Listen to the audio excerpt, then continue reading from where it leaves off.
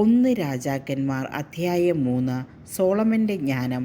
Solomon ഈജിപ്തിലെ രാജാവായ ഫറവോയുടെ മകളെ വിവാഹം ചെയ്ത് അവനുമായി ബന്ധുത്വം സ്ഥാപിച്ചു.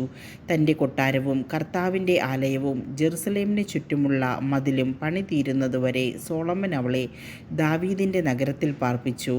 കർത്താവിന് ഒരാലയം അതുവരെ നിർമ്മിച്ചിരുന്നില്ല. ജനങ്ങൾ പൂജാഗിരികളിലാണ് ബലിയർപ്പിച്ചു പോന്നത്. സോളമൻ തൻ്റെ പിതാവായ ദാവീദിൻ്റെ അനുശാസനങ്ങൾ അനുസരിച്ചു. അങ്ങനെ കർത്താവിനെ സ്നേഹിച്ചു. എന്നാൽ അവൻ പൂജാഗിരികളിൽ ബലിയർപ്പിച്ച ധൂപാർച്ചന നടത്തി. ഒരിക്കൽ രാജാവ് ബലിയർപ്പിക്കാൻ മുഖ്യ പൂജാഗിരിയായ ഗിബിയോനിലേക്ക് പോയി. ആ ബലിപീഠത്തിൽ അവൻ 1000 ദഹനബലി അർപ്പിച്ചിട്ടുണ്ടായിരുന്നു.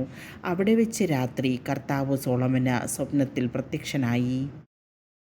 ദൈവം അവനോട് അരുളി ചെയ്തു, നിനക്ക് എന്ത് വേണമെന്ന് പറഞ്ഞുകൊള്ളുക. അവൻ പറഞ്ഞു, എൻ്റെ പിതാവും അങ്ങയുടെ ദാസനുമായ ദാവീദ് വിശ്വസ്തയോടും നീതിബോധത്തോടും പരമാർത്ഥ ഹൃദയത്തോടും കൂടെ അവിടുത്തെ മുൻപിൽ വ്യാപരിച്ചു. അങ്ങ് അവനോട് അതിയായ സ്നേഹം എപ്പോഴും കാണിച്ചു പോന്നു. അവിടുന്ന് ആ സ്നേഹം നിലനിർത്തുകയും അവൻ്റെ സിംഹാസനത്തിലിരിക്കാൻ ഒരു മകനെ നൽകുകയും ചെയ്തു. എൻ്റെ ദൈവമായ കർത്താവേ, ഭരണപരിചയമില്ലാത്ത ഒരു ബാലനായിരുന്നിട്ട് പോലും ഈ ദാസനെ എൻ്റെ പിതാവായ ദാവീദിൻ്റെ സ്ഥാനത്ത് രാജാവാക്കിയിരിക്കുന്നു. അങ്ങ് തിരഞ്ഞെടുത്തതും സംഖ്യാതീതവുമായ ഒരു മഹാജനത്തിൻ്റെ നടുവിലാണ് അങ്ങയുടെ ദാസൻ. ഈ മഹാജനത്തെ ഭരിക്കാൻ ആർക്ക് കഴിയും? ആകയാൽ നന്മയും തിന്മയും വിവേചിച്ചറിഞ്ഞ് അങ്ങയുടെ ജനത്തെ ഭരിക്കാൻ പോരുന്ന വിവേകം ഈ ദാസന് നൽകിയാലും.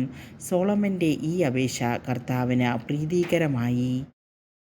അവിടുന്ന് അവനോട് അരുളി ചെയ്തു, നീ ദീർഘായുസ്സോ സമ്പത്തോ ശത്രുസംഹാരമോ ആവശ്യപ്പെടാതെ നീതി നിർവഹണത്തിന് വേണ്ട വിവേകം മാത്രമാണ് ആവശ്യപ്പെട്ടത്. നിന്റെ അപേക്ഷ ഞാൻ സ്വീകരിച്ചിരിക്കുന്നു. ജ്ഞാനവും വിവേകവും ഞാൻ നിനക്ക് തരുന്നു. ഇക്കാര്യത്തിൽ നിനക്ക് തുല്യനായി ആരും ഉണ്ടായിട്ടില്ല, ഇനി ഉണ്ടാവുകയുമില്ല. മാത്രമല്ല, നീ ചോദിക്കാത്തവ കൂടി ഞാൻ നിനക്ക് തരുന്നു. നിന്റെ ജീവിതകാലം മുഴുവൻ സമ്പത്തും മഹത്വവും മറ്റൊരു രാജാവിനും ഇല്ലാത്ത വിധം നിനക്കുണ്ടായിരിക്കും. നിന്റെ പിതാവായ ദാവീദിനെ പോലെ എൻ്റെ നിയമങ്ങളും കൽപ്പനകളും പാലിക്കുകയും എൻ്റെ മാർഗത്തിൽ ചരിക്കുകയും ചെയ്താൽ നിനക്ക് ഞാൻ ദീർഘായുസ്സ് നൽകും. സോളമൻ നിദ്രയിൽ നിന്നുണർന്നു. അത് ദർശനമായിരുന്നെന്ന് അവന് മനസ്സിലായി. അവൻ ജെറുസലേമിലേക്ക് മടങ്ങി. കർത്താവിൻ്റെ വാഗ്ദാന പേടകത്തിൻ്റെ മുൻപിൽ വന്ന ദഹനബലികളും സമാധാന ബലികളും അർപ്പിച്ചു. പിന്നെ തൻ്റെ സേവകന്മാർക്ക് അവൻ വിരുന്ന് നൽകി. ഒരു ദിവസം 2 വേശ്യകൾ രാജസന്നിധിയിൽ വന്നു. ഒരുവൾ പറഞ്ഞു, യജമാനനെ, ഇവളും ഞാനും ഒരേ വീട്ടിൽ താമസിക്കുന്നു. ഇവൾ വീട്ടിലുള്ളപ്പോൾ ഞാനൊരു കുഞ്ഞിനെ പ്രസവിച്ചു.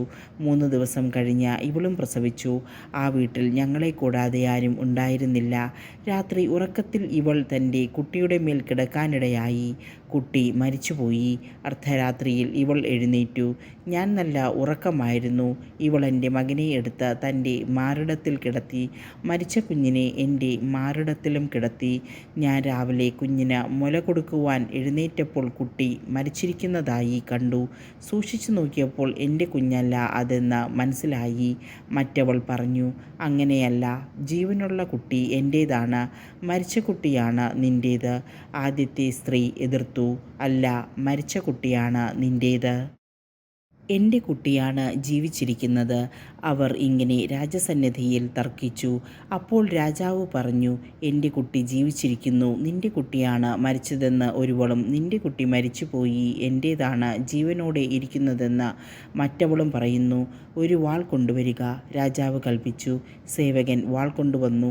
രാജാവ് വീണ്ടും കൽപ്പിച്ചു, ജീവനുള്ള കുഞ്ഞിനെ 2ആയി പകുത്ത് ഇരുവർക്കും കൊടുക്കുക. ഉടനെ ജീവനുള്ള ശിശുവിൻ്റെ അമ്മ തൻ്റെ കുഞ്ഞിനെ ഓർത്ത് ഹൃദയം നീറി പറഞ്ഞു, യജമാനനെ, കുട്ടിയെ കൊല്ലരുത്, അവനെ അവൾക്ക് ജീവനോടെ കൊടുത്തുകൊള്ളുക. എന്നാൽ മറ്റവൾ പറഞ്ഞു, കുട്ടിയെ എനിക്കും വേണ്ട, നിനക്കും വേണ്ട, അവനെ വിഭജിക്കുക. അപ്പോൾ രാജാവ് കൽപ്പിച്ചു, ജീവനുള്ള ശിശുവിനെ ആദ്യത്തെ സ്ത്രീക്ക് കൊടുക്കുക. ശിശുവിനെ കൊല്ലേണ്ടതില്ല, അവളാണ് അതിൻ്റെ അമ്മ. ഇസ്രായേൽ ജനം രാജാവിൻ്റെ വിധി നിർണയം അറിഞ്ഞു. നീതി നടത്തുന്നതിൽ ദൈവിക ജ്ഞാനം രാജാവിനുണ്ടെന്നറിഞ്ഞ് അവർ അവനോട് ഭയഭക്തിയുള്ളവരായി തീർന്നു.